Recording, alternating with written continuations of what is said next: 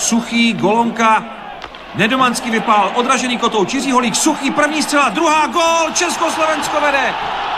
A Jaroslav Holík ukazuje Zingerovi, kdyby zhledal ten černý kramflek, máš ho v bráně. Suchý má puk.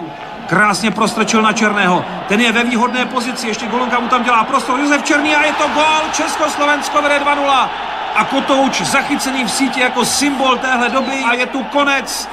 Je tu senzace mistrovství světa 1969 a první velká odplata za okupaci v srpnu předchozího roku. Československo vítězí nad Sovětským svazem 2-0.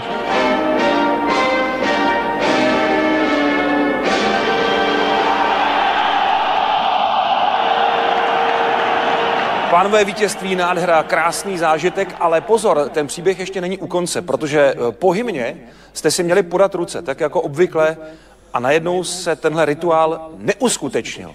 No, tak ale to má veľké zázemie. Niečo musíme urobiť, kde dáme najavo, že nesúhlasíme s okupáciou Československa. Dajme si nejaké návrhy, akým spôsobom my zaprotestujeme, sú tu televízie a tak ďalej a tak ďalej.